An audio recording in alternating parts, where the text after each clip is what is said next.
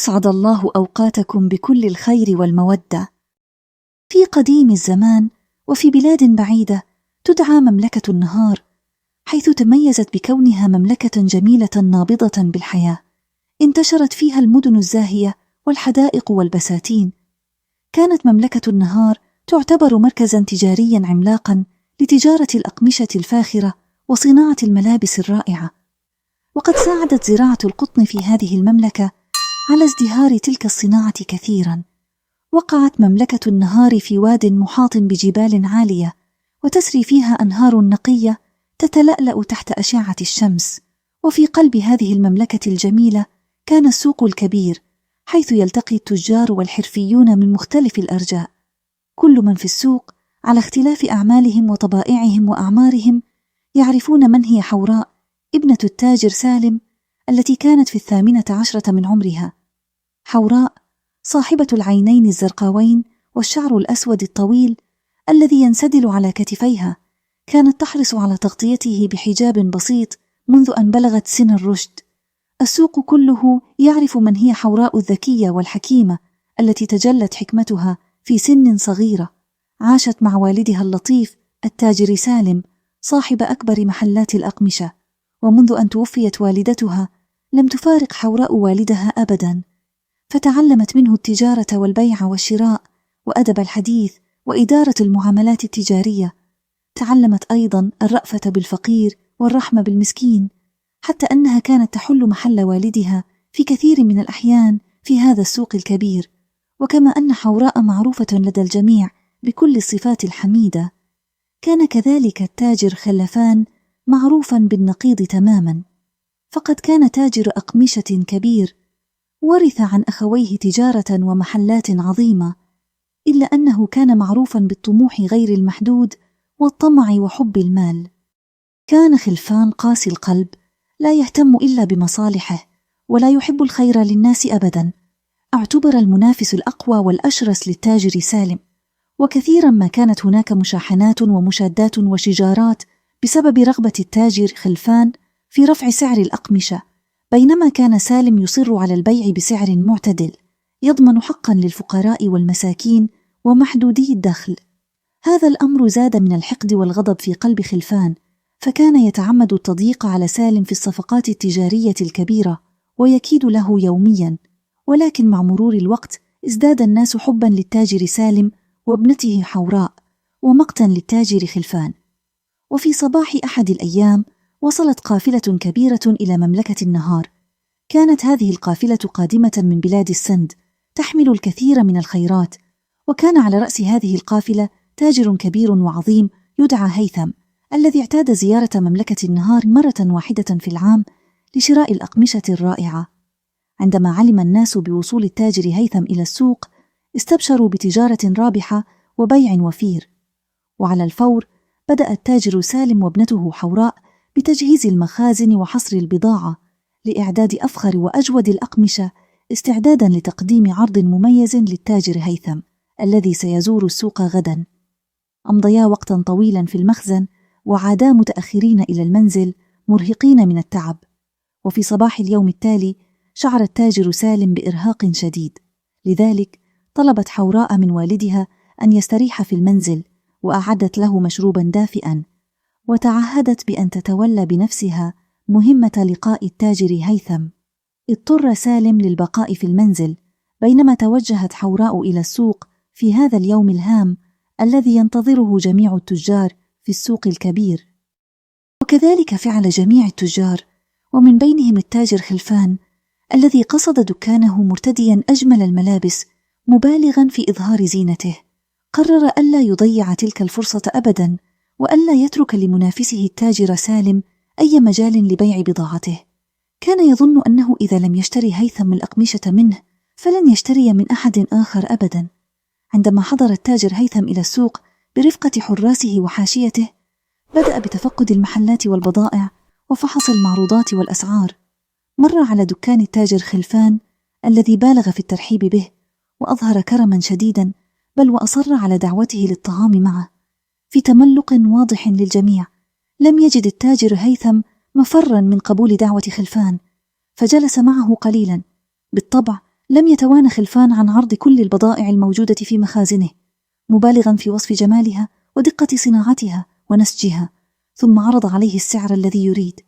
أخذ التاجر هيثم يفكر قليلا ثم قال: حسنا يا سيد خلفان، لا يمكنني الآن القطع بما أريد، دعني أتفقد السوق أولا ومن ثم سأعود إليك لاحقا.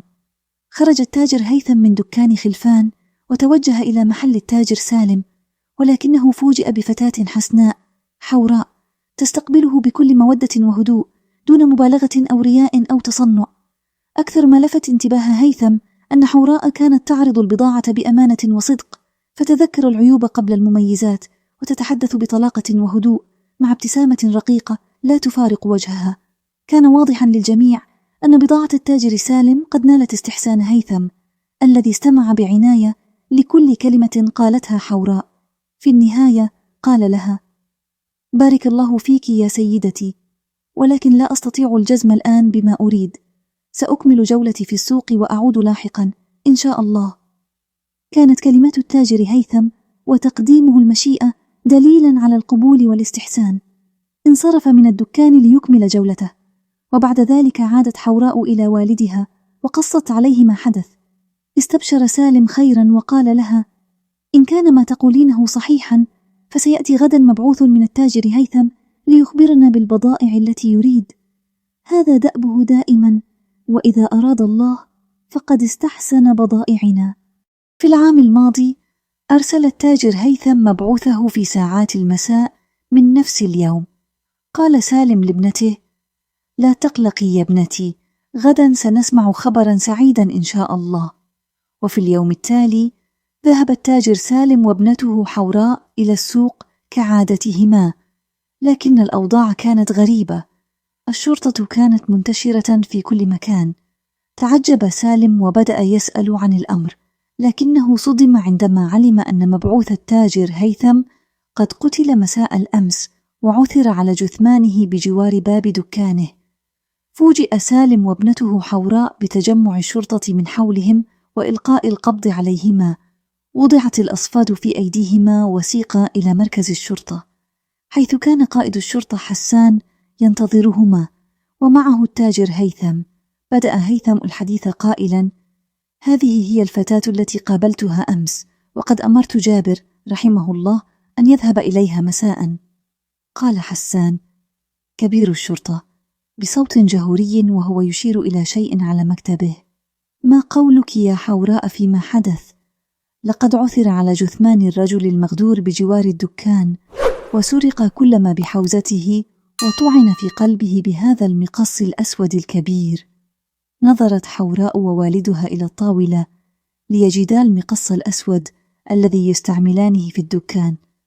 قالت حوراء بأدب واحترام: بالأمس عدت إلى المنزل قبل الغروب يا سيدي، فقد كان والدي مريضا.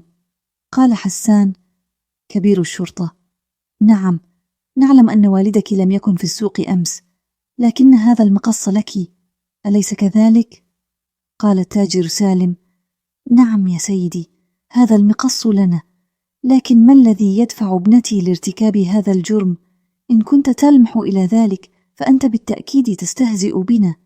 أنت تعلم أن ابنتي طيبة القلب، ولا يمكنها أن تجرح إنسانا بكلمة واحدة، فما بالك بالقتل؟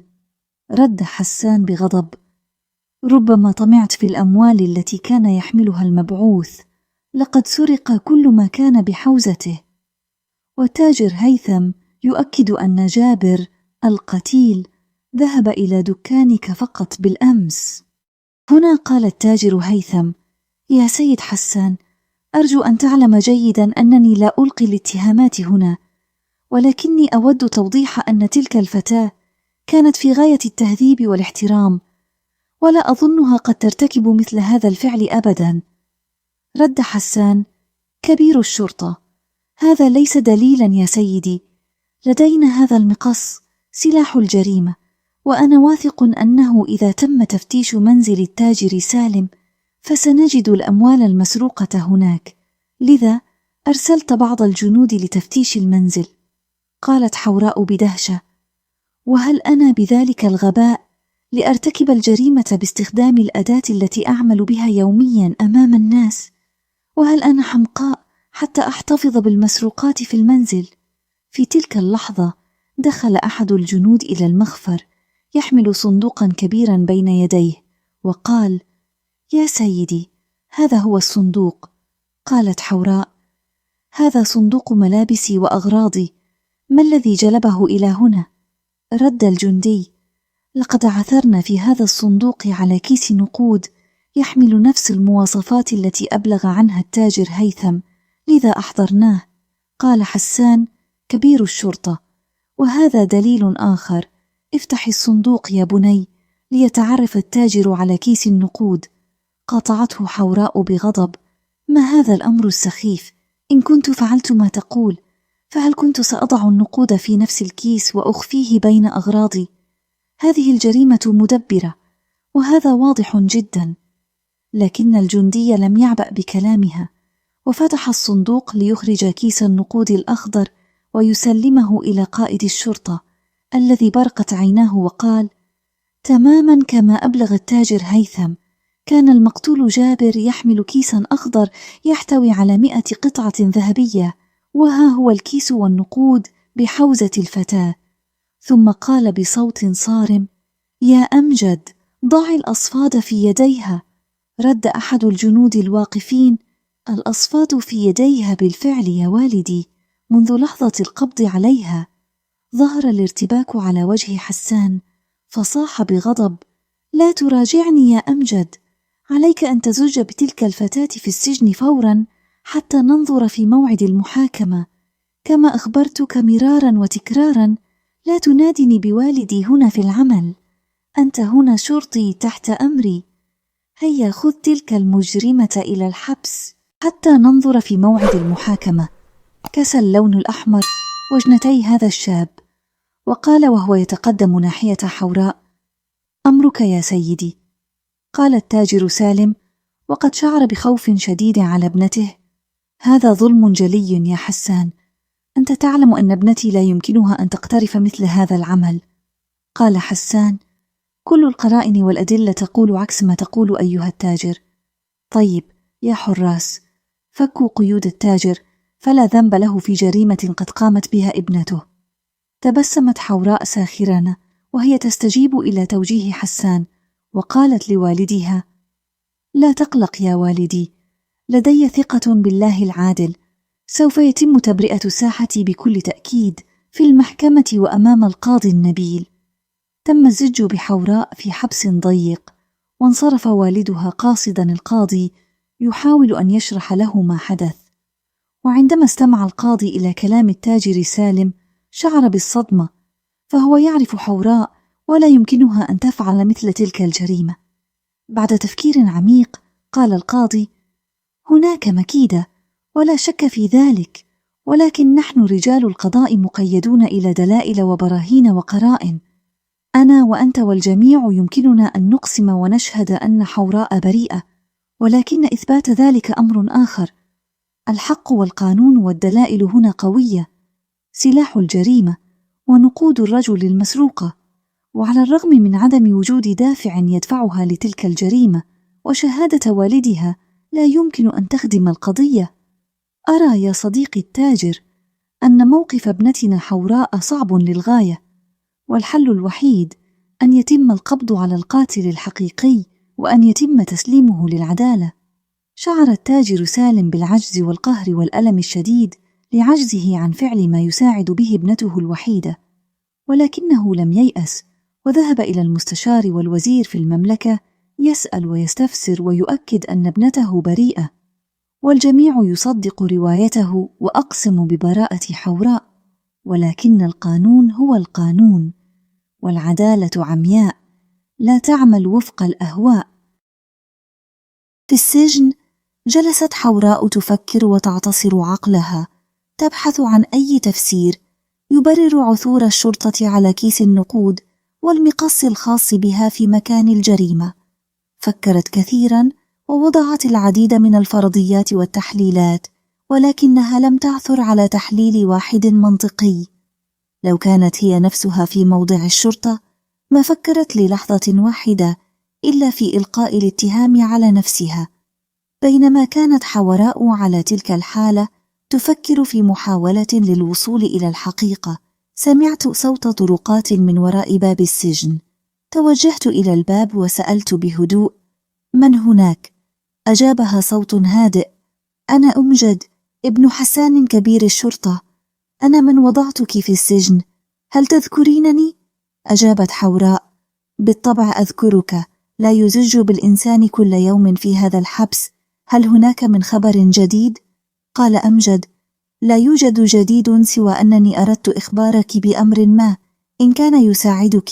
والدك يسعى بكل الطرق لإثبات الحقيقة، والكثير من الناس في السوق وخارج مركز الشرطة يدعون لك، بل إن هناك وفدا من كبار التجار قد ذهبوا إلى التاجر هيثم في محاولة لإقناعه بذلك. أردت أن تعلمي أنني، وعلى العكس من والدي تماما، أعرف أنك بريئة من تلك الجريمة الشنيعة. أنا أعرف من تكونين يا حوراء. قالت حوراء: هذا شعور طيب منك ومن الناس، ولكن دون دليل واضح ودون القبض على المجرم الحقيقي فلا فائدة من ذلك كله. أخبرني يا أمجد، هل يمكنني الاعتماد عليك في شيء ما؟ قال أمجد: أي شيء؟ صمتت حوراء قليلا ثم قالت: أريد الخروج من هنا حتى أتمكن من القبض على الجاني الحقيقي. لا يمكنني إثبات أي شيء من داخل هذه الجدران، كل ما أحتاجه هو ليلة واحدة خارج هذا السجن. ساد الصمت تماما في المكان، حتى ظنت حوراء أن أمجد قد ولى وتركها، ولكنها بعد دقيقة كاملة سمعت حوراء صوت أمجد يقول: الأمر ليس سهلا أبدا يا ابنة التاجر الأمين، أنا المسؤول عنك وعن هذا الحبس، وإن قمت بمساعدتك على الهرب فسوف أقع في مشكلة كبيرة، ثم ماذا ستفعلين في ليلة واحدة؟ قالت حوراء: لا أعلم تحديدا، ولكن وجودي هنا يقتلني ولن يساعدني أبدا.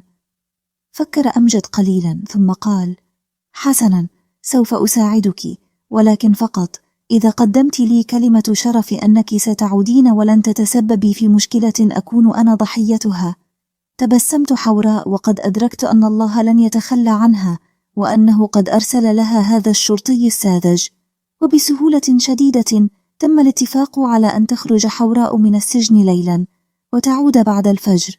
سيقضي أمجد الليلة في مكانها ليغطي على خروجها، وما هي إلا لحظات حتى فتح الباب، وتوجه أمجد مباشرة إلى الفراش ليتدثر تحته، وقد أعطى المفتاح إلى حوراء مع ملابس شرطي لتتخطى وتخرج من السجن.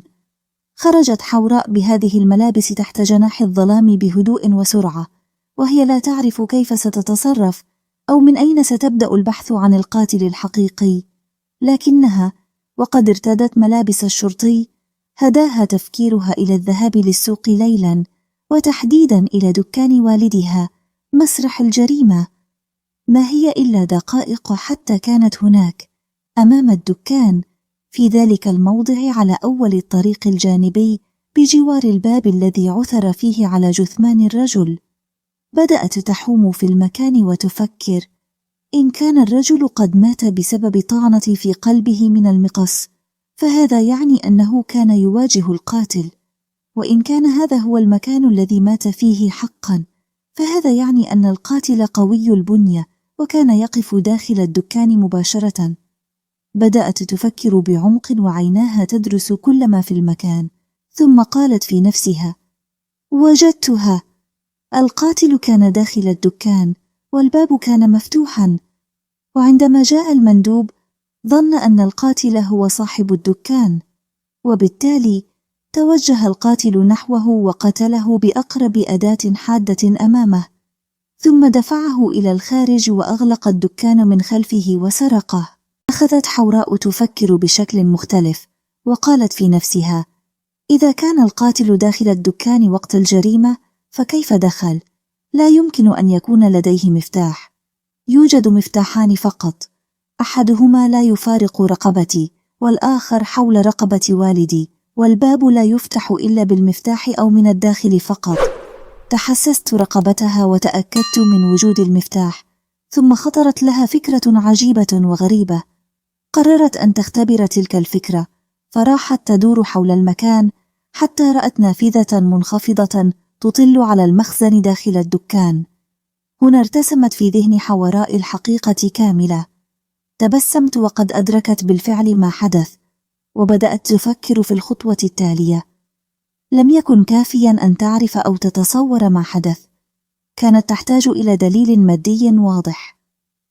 قررت الدخول إلى المخزن من خلال النافذة كما فعل القاتل، وبمنتهى الرشاقة وفي منتصف الليل بدأت حوراء تتسلق الجدار بسرعة، ودخلت من النافذة المفتوحة إلى المخزن. نظرت في المكان بعناية، متفحصة كل زاوية، وراحت تتحسس خطواتها بحذر. كان كل شيء واضحا بالنسبة لها. بدأت تتعرف على خيوط المكيدة التي وقعت ضحيتها. جلست حوراء في أحد الأركان وبدأت تفكر. لقد اكتشفت كيف تمت الجريمة والدافع وراءها وما حدث بالضبط، لكن هذا لا يكفي. توصلت إلى كيفية استخدام المقص الخاص بي في هذه الجريمة، ولكنني لم أكشف بعد كيف وصل كيس النقود إلى صندوقي في المنزل. ظلت تفكر لفترة طويلة، وأخيرا قررت أن تعود إلى السجن وتفكر في الأمر لاحقا. خرجت كما دخلت من النافذة وتوجهت مباشرة إلى مركز الشرطة. تسللت إلى زنزانتها وطرقت الباب لتجد أمجد لا يزال نائما. حاولت إيقاظه، وما هي إلا لحظات حتى فتح عينيه وبدأ يسألها عما فعلت. جلست حوراء تروي لأمجد ما قامت به وما شاهدته في الدكان، وكيف أنها لا تستطيع إثبات براءتها من تهمة القتل لأنها لا تجد تفسيرا لوجود كيس النقود في صندوقها الخاص. أخذ أمجد يفكر ثم قال: ربما تمكن القاتل من التسلل إلى البيت ووضعه في الصندوق. قالت حوراء: لقد كنت أنا ووالدي في البيت منذ المغرب حتى الصباح، ولو كان أحد قد تسلل لشعرنا به، وإن كان قد وضع النقود في الصباح فالطرقات كانت مزدحمة، ولن يجرؤ لص أو قاتل على التسلل إلى المنزل في هذا الوقت. ظهر الاهتمام على وجه أمجد وقال: أمر غريب فعلا. وفجأة تنبهت حوراء إلى شيء ما وسألته: أخبرني يا أمجد، كيف يتم التفتيش عادة في مثل هذه الحالات؟ أجاب أمجد: عندما يصدر أمر التفتيش تتوجه قوة من الشرطة لمداهمة المنزل المرصود والبحث عن المفقودات، وإذا ما تم العثور عليها تسلم وتتحفظ. قالت حوراء: إذن ليس من الطبيعي أن يتم إحضار الصندوق الخاص بي إلى مركز الشرطة. لقد علمت الآن كيف وضع كيس النقود في صندوقي. عليك الآن أن تذهب إلى كبير الشرطة والتاجر هيثم والقاضي وتخبرهم أن حوراء قد قررت الاعتراف وقول كل شيء، وسوف أثبت براءتي بإذن الله. انصرف أمجد مسرعا، بينما قامت حوراء بتبديل ملابسها واستراحت حتى الظهر. عندما حضر حسان كبير الشرطة برفقة التاجر هيثم، قال لها: هل صحيح ما قاله أمجد يا ابنة التاجر سالم؟ هل ستعترفين بالجريمة؟ أجابت حوراء بهدوء وثقة: بالفعل سوف أكشف كل الحقائق أمام الجميع، ولكن لي طلب واحد: أن يتم هذا الاعتراف في السوق عند دكان والدي، وأن يجمع الناس ليشهدوا ما سأقول.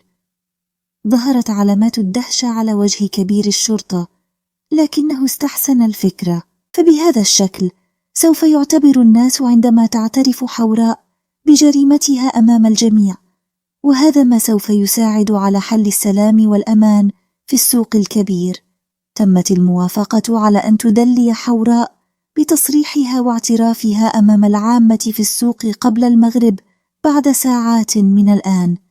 ودار المنادي في السوق يخبر ويجمع الناس إلى المحاكمة العجيبة التي لن تتم في قاعات المحكمة أو في القصر، ولكنها ولأول مرة في تاريخ المملكة ستكون المحاكمة في السوق الكبير. سمع الوزراء والقضاة بذلك الخبر العجيب وقرروا أن يقوموا بالحضور، حتى إن السلطان بنفسه قد حاول أن يحضر المحاكمة، إلا أن الحاشية نصحته ألا يفعل للحفاظ على سلامته. وفي الموعد المحدد توجهت سرية من السجن يتقدمها كبير الشرطة وبجواره الشرطي أمجد، ومن خلفهم حوراء مقيدة بالأغلال وهي تمشي ترفع رأسها، ومن خلفها عدد من الجنود والحراس. كان المشهد غريبا وعجيبا على الناس بحق، وفي كل مكان ينظرون بتعجب ودهشة وصدمة إلى تلك الفتاة الرقيقة الطيبة التي تحولت في ليلة وضحاها إلى قاتلة ومجرمة. وصلت السرية أخيرا إلى دكان التاجر سالم، والذي وقف أمام الدكان المغلق يكاد يبكي من شدة الألم، إلا أن ابتسامة ابنته الواثقة جعلته يفهم أن هنالك سرا. وبعد أن تجمع الناس كلهم وكان الصمت سيد الموقف ينتظرون بداية تلك المحاكمة العجيبة التي تحدث على أرض السوق، وفي حضور مجموعة من القضاة المشهود لهم بالكفاءة، ثم تحدث كبير الشرطة وقال: أيها المواطنون الكرام، يا أهل مملكة النهار، نجتمع اليوم لنشهد بأنفسنا أقوال هذه المجرمة الآثمة التي اعترفت بيديها بجريمة شنعاء. لقد طلبت هذه الفتاة المعروفة لديكم أن تعترف بهذه الجريمة أمامكم، حتى تكون عبرة لكل من تسول له نفسه أن يفعل مثل هذا. هيا يا حوراء، الجماهير تنتظر كلماتك، كيف قمت بذلك؟ نظرت حوراء بكل من حولها في فرح وعلى وجهها ابتسامة، وقالت: الحمد لله أنني أرى في عيون الناس كلها من حول نظرات حيرة ودهشة. الجميع هنا يعلم من هي حوراء ابنة التاجر سالم، وإن سألت أي شخص هنا في السوق لقال لك إن حوراء لا تقتل أبدا. الحمد لله الذي شملني بتلك النظرات الحانية والواثقة في براءتي، واليوم أنا هنا لأقول لكم إنني بريئة من ذلك الذنب الكبير. علت همهمة وكلمات تأييد بين العامة، إلا أن حسان كبير الشرطة صرخ وقال: هل تستهزئين بنا أيتها الفتاة؟ لقد قلت لي بنفسك إنك سوف تعترفين بكل شيء. قالت حوراء بثقة: بل قلت نصا، سوف أقوم بكشف كل الحقائق أمام العامة، وهذا ما سوف أفعله الآن. لقد قام أحد التجار المعروفين بمكرهم بذلك الجرم المشهود، وقام بقتل مندوب التاجر هيثم. زادت الأصوات العالية بين الناس، وتوجهت الأنظار كلها إلى التاجر خلفان، والذي كان يقف بين الناس واستشعر بالارتباك والصدمة. وهنا صرخ كبير الشرطة في الجميع وقال: ليصمت الجميع، ما هذا الهراء؟ إياك يا حوراء أن تلقي الناس بأي اتهامات دون دليل. وهنا تدخل كبير القضاة وقال: يا كبير الشرطة، لقد قالت إنه أحد التجار ولم تلقي الاتهام إلى أي أحد إلى الآن، دعنا نستمع إليها ولنبدأ المحاكمة. مر رجالك بالانتشار في هذا المكان، وامنع أي شخص من المغادرة. وأنت يا حوراء لقد قلت كلاما خطيرا أمام العامة، فإما أن تتراجعي عن كلامك، وإما أن تأتي بالدليل الواضح لما تقولين. تبسمت حوراء بثقة وأخذت نفسا عميقا، ثم قالت: سيدي القاضي، سوف أقوم هنا بطرح الحقائق والحكم لكم، وكل ثقة في أن الحكم سوف يكون لي. منذ أمس ودكان أبي هذا مغلق، لم أقم بفتحه، وكذلك لم يفعل أبي، لأنه كان مشغولا بالبحث عن مخرج لي. هل يشهد الجميع بذلك؟ قال الجمع في السوق بصوت واحد: نعم، نشهد. أكملت حوراء قولها وقالت: لقد تم توجيه التهمة لي، لأن أداة الجريمة وهي المقص الخاص بي كانت في موضع الجريمة خارج الدكان، ولذلك سوف أخبركم كيف وصل المقص إلى قلب الضحية المغدور بها. لقد كان المقص داخل الدكان في موضعه الطبيعي، وكان الباب مغلقا بإحكام، والطريقة الوحيدة لفتح الباب من خلال هذا المفتاح حولي، والمفتاح الثاني الموجود حول رقبة أبي، أليس كذلك؟ رد والدها التاجر سالم وقال: بالفعل يا ابنتي، والله ما فارق هذا المفتاح رقبتي، ولا فتحت الدكان منذ اليوم الذي جلسنا فيه إلى المساء في ذلك المخزن. قالت حوراء: إذن من الذي فتح باب الدكان الآن؟ نظر الجميع إلى الدكان، والذي فتح بابه على مصراعيه، وسقطت الصدمة على الجميع، بينما تحرك من داخل الدكان ظل في خطواته إلى خارج الدكان وقال: لا تقلقوا، هذا أنا الشرطي أمجد. قال كبير الشرطة حسان بغضب وهو يتساءل: كيف فعلت هذا يا ولدي؟ قال أمجد: أنا هنا شرطي يا سيدي، يمكنك مناداتي ولدي في المنزل يا والدي العزيز، ولكن على كل حال هناك نافذة منخفضة كافية لأن يعبر من خلالها شخص ويصل إلى المخزن داخل الدكان، وهذا الباب يمكن فتحه بسهولة من الداخل. قالت حوراء وهي تشرح فكرتها: في يوم الحادث الأليم دخل القاتل إلى الدكان لا ليقتل أو ليسرق، بل جاء يغتنم فرصة غياب والدي وعودتي إلى المنزل مبكرا لينفذ مخططا انتقاميا عن طريق إشعال النار في المخزن وافتعال حريق يؤدي إلى تلف وخسارة بضائعنا. قال الشرطي أمجد بسرعة: بالفعل لقد دخلت للتو إلى الدكان، وهناك رائحة نافذة ومادة قابلة للاشتعال بالداخل. أكملت حوراء وقالت: ولكن قبل أن يشعل الحريق شاهد تلك الأقمشة الحريرية الخضراء الرائعة، والتي لا وجود لمثلها في أي مكان في هذه المملكة، ولذلك قرر أن يسرقها لنفسه، فهي من الأقمشة التي لا تقدر بثمن، وبالفعل قرر أن يحملها إلى دكانه. وكانت المفاجأة أن يجد أمامه مبعوث التاجر هيثم. عندها لم يفكر الجاني في أي شيء لينقذ نفسه سوى أنه قد التقط المقص الأسود الموضوع قرب الباب وقام بفعلته. قال كبير الشرطة حسان بدهشة: وكيف علمت أن الجاني قد سرق تلك الأقمشة يا فتاة؟ ظهر الارتباك على وجه حوراء، وفجأة قال أمجد: أنا يا سيدي قد جئت هنا للتحقيق بالأمس، ونقلت كل ما رأيت إلى حوراء في حبسها، وعندما سألتني عن الأقمشة الحريرية الخضراء قلت إنها غير موجودة، فقد وضعنا هذا التصور.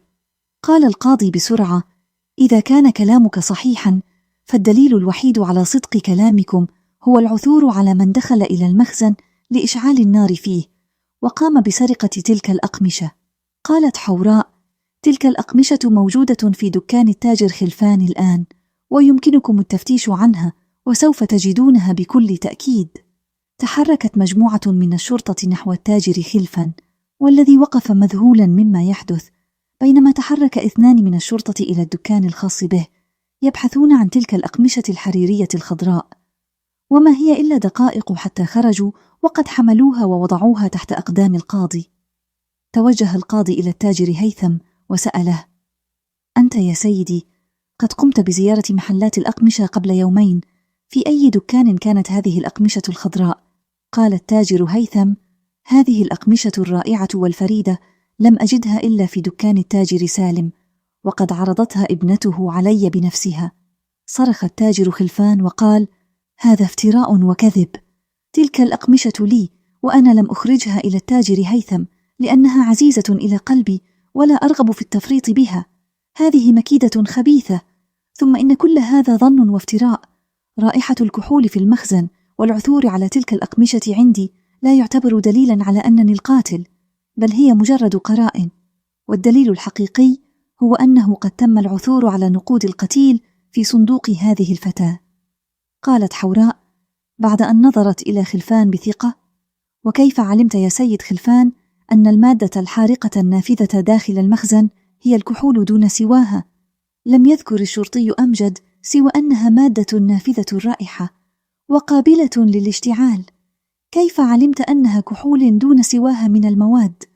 ثم كيف علمت أن النقود المسروقة قد تم العثور عليها في صندوقي الخاص؟ أنت تعرف هذا لأنك من خطط لذلك، وأنت من كنت السبب في وصول ذلك الكيس إلى صندوقي. قال كبير الشرطة حسان: كيف هذا يا فتاة؟ لقد أخرجنا كيس النقود من هذا الصندوق في المركز، ولم تكن هناك أي فرصة لفعل ذلك، ردت حوراء: عندما طلبت منذ قليل التفتيش عن الأقمشة الحريرية الخضراء، ذهب الشرطيان وقاما بالتفتيش عن المطلوب، وعندما عثرا عليه جاءوا به إلى هنا. أما أمس فقد طلبت من الشرطة البحث عن كيس نقود أخضر اللون، فكان من الطبيعي أن يتم استخراج الكيس وتسليمه إلى شرطي التفتيش هذا الذي يقف هناك، ولكنه قد جاء إلى المركز مع الصندوق كله. لماذا يأتي بالصندوق إلا إذا كان قد قرر أن يضع فيه أولا كيس النقود؟ حاول الشرطي الذي أشارت ناحيته حوراء الهرب، ولكن الشرطي أمجد كان له بالمرصاد، وتم إحضاره إلى حيث يقف القاضي وتحت أقدام كبير الشرطة، والذي نظر له بعين الغضب وقال بصوت عال: لماذا أحضرت الصندوق ولم تكتفي بكيس النقود؟ اعترف بالحقيقة، وإلا جعلتك تندم على اليوم الذي ولدتك أمك فيه. لم يجد الرجل بدا من أن يقول الحقيقة، فقال وهو يبكي: إن التاجر خلفان هو عمي، وكنت قد اقترضت منه مبلغا كبيرا من المال، وأمس طلب مني فعل ذلك بمقابل التنازل عن الدين. قال القاضي بسرعة: الله أكبر، لقد ظهر الحق. هل لازلت على موقفك بالإنكار يا سيد خلفان؟ أخفض التاجر الطماع عينيه إلى الأسفل خجلا، وشعر أنه لا فائدة من المزيد من الكذب والافتراء، وتم إطلاق سراح حوراء والقبض على شرطي التفتيش والتاجر القاتل الطماع أمام الجميع. قال كبير الشرطة حسان: لقد كانت توقعاتك سليمة يا ولدي، ولكن كيف علمت أن تلك الفتاة بريئة؟ قال أمجد بسرعة: ما دمت قد ناديتني بولدي، فاسمح لي الآن بقول الحقيقة. منذ اللحظة الأولى التي وقعت عيناي عليها وقعت بحبها، ولذلك قررت مساعدتها في إثبات البراءة. لقد أقنعتها بأنني ساذج وضعيف، وسمحت لها بالخروج من السجن، وكنت أراقبها، وقد تأكدت من عملها في البحث عن دليل براءتها، والآن وقد أثبتت أنها فتاة ذكية وصاحبة عقل راجح. فاسمح لي يا أبي أن أطلب يد حوراء لتكون زوجة لي. شعرت حوراء بالخجل الشديد وطأطأت رأسها حياء، بينما تبسم حسان كبير الشرطة وتوجه إلى التاجر سالم وقال: لقد ظلمتك وظلمت حوراء يا سيدي، ما رأيك بما سمعت من ولدي؟ هل تقبل باستضافتنا في منزلكم اليوم أو غدا؟ نظر التاجر سالم إلى ابنته الوحيدة وقال: إن وافقت حوراء على الزواج فلنفعل ذلك الآن أمام الجميع، وبذلك تكون الفرحة فرحتين: فرحة براءة ابنتي من الذنب المشهود، وفرحة زواجها من ابنك أمجد طيب القلب. على الصراخ في السوق الكبير مهنئين، وقد تزوج أمجد من ابنة التاجر سالم الحكيمة، وعاشا في سعادة وهناء، ورزقا بالبنين والبنات. وقد تخلدت هذه المحاكمة التي جرت في السوق الكبير في عقول الجميع لتصبح قصة يسردها الكبار على الصغار، ليعلموا أن الحق يعلو ولا يعلى عليه. إلى هنا أصدقائي الأعزاء انتهت قصتنا لهذا اليوم. انتظرونا في قصة جديدة قادمة قريبا بإذن الله تعالى. لا تنسوا الاشتراك في القناة والضغط على زر الجرس ليصلكم الإشعار. في أمان الله، السلام عليكم. اللهم صل وسلم على سيدنا محمد وعلى آل سيدنا. اللهم صل وسلم وبارك عليه وعلى